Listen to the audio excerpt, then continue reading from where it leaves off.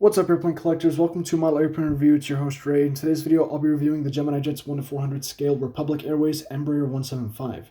This model was released in the April and May set of 2023, if my memory serves correctly, and I just picked this up recently, and here it is. In this video, I'll talk about the box, then the model itself, and at the end of the video, I'll give my personal opinion about what I think of the model and whether or not I recommend it to other collectors. That being said, let's get this review started. Starting off with the box, it's the standard issue Gemini Jets box at 15 centimeters lengthwise and height-wise, and about 4.5 centimeters wide. It's also pretty overkill for this model because this box is huge compared to the model. So I'll show you around the box now. So here's the front, bottom, right side, top, left side, and the back side. This box features a flap that allows the collector to see the model in the box. Under this flap is a bit of information about the Embraer E-Jet family and this specific aircraft. Take a moment to read this if you'd like to. Once you open up the box, you get the model fully assembled, painted, and ready to go. Before I begin my review, I'm going to give you a quick 360 of the model. So here we go. Fuselage length for this model is 8 centimeters, wingspan is 6.5 centimeters, and it's about 2.5 centimeters tall. Very small, but accurate to 1-400 scale, and this model is also pretty heavy because it is made primarily out of die-cast metal, so it is pretty heavy for its size. Starting up the review at the front of the aircraft, I definitely like to talk about the nose shape because what happened? Oh my god. Alright, so it appears as though like half of the nose, well not half the nose, but a portion of the nose was straight up like cut off here. There's like a very blunt end here that is definitely not supposed to be there. It looks like something slammed it, something hit it, or something just straight up cut the tip here. So that's very unusual to see. I've never seen that before. So quality control, I guess, was pretty bad on this example. I seriously hope it's just isolated to mine, but you never know with Gemini these days.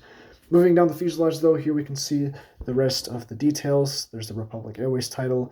Everything looks fine. Shapes look good. Printed detail looks good. I don't see any issues or stains, except for that right there. It's a very small stain, and it appears to be a... Okay, no, that is definitely a small stain, but aside from that, everything looks pretty good. And finally, we move to the, frankly, very cool color transition from the white to the red to the very dark blue. Everything looks pretty solid so far, except for that nose shape, obviously. Here's the vertical stabilizer. Vertical stabilizer looks pretty good. No complaints here. Detail looks good. The logo looks like it's done correctly, so I won't provide much commentary here.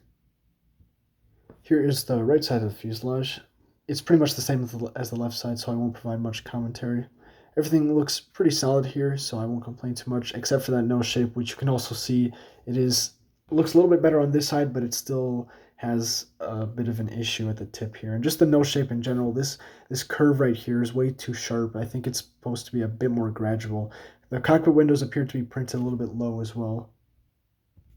Moving on to the wing, we have a pretty healthy selection of details here. Everything looks pretty solid up here. There is an issue with the printed detail up here. I guess the line got kind of cut off there. But aside from that, everything else looks pretty solid. You can barely see the control surface molding, but it's there. The wingtips, the shape really isn't the best. These wingtips are extremely thin on the real aircraft, so I can't complain too much there, but still, wingtip shape isn't exactly the best. Still looks nice nonetheless, but it's not 100% accurate.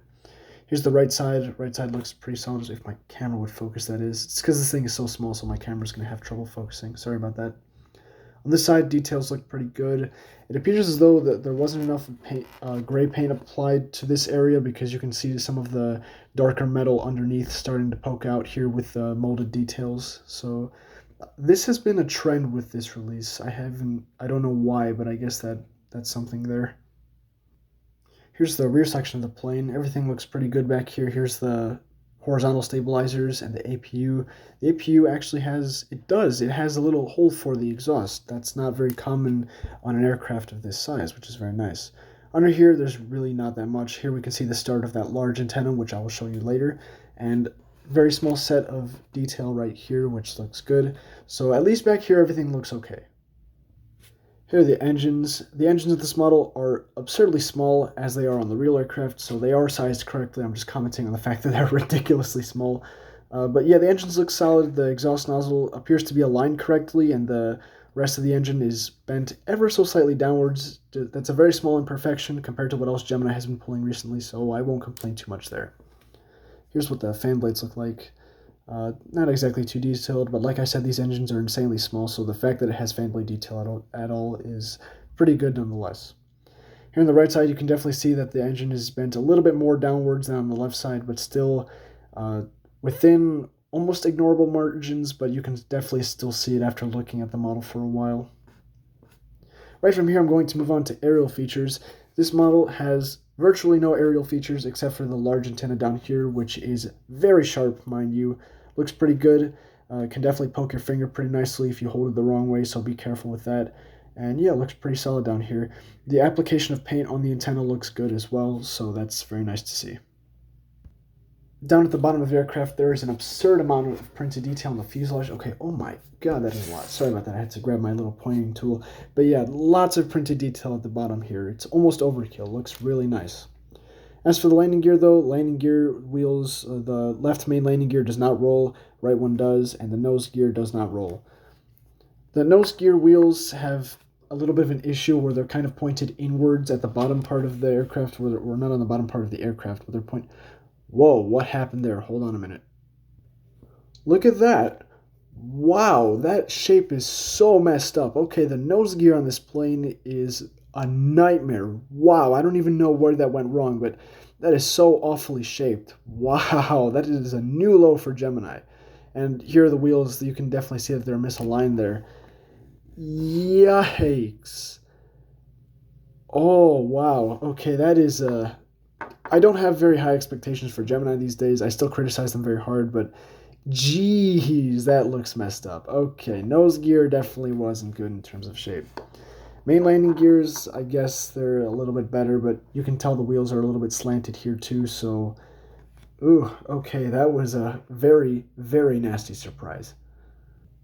Here's a view at the front of the aircraft. Wing flex looks good, at least on this model. Wing flex was okay. The model doesn't really sit that well on the gears. You can see it's only sitting on half of the wheels. Engine clearance looks okay. Gear balance looks okay as well. Cockpit window printing is not there though. It's definitely too low on the fuselage. It should be a little bit higher, and it is also slanted towards the right side of the aircraft. So yeah, no section of the plane wasn't done very well. Neither was the landing gear. Very shoddy overall. Not really the best job here.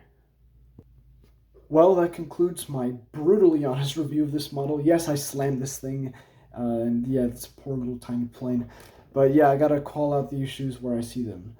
Now time for my personal opinion and recommendation. This model, yeah, okay, it has a lot more issues than I thought it would, but yeah, it's got issues. As for my recommendation, if you want to get it, this is the only time a Republic Airways E175 has been released, so yeah, this is your only option. But be careful, and if the quality issues are too much for you, don't get it. It's just, oh my god, it's just crazy. I really am appalled, especially the nose shape. Even though, the nose shape is crazy, but the landing gear, the nose gear, I've never seen it that bad before. It's a very small part, so I do expect a bit of issues here and there, but I'm not even sure what happened there. Just something definitely out of the ordinary. That's all I've got for you guys today. Thanks so much for watching my review. If you like my videos, please consider subscribing. Stay tuned for more airplane content because I do have a few more videos coming up. And that's all I've got for you guys today. Like, comment, and subscribe. Take care of yourselves. Hope to see you guys in my next video, and see you later.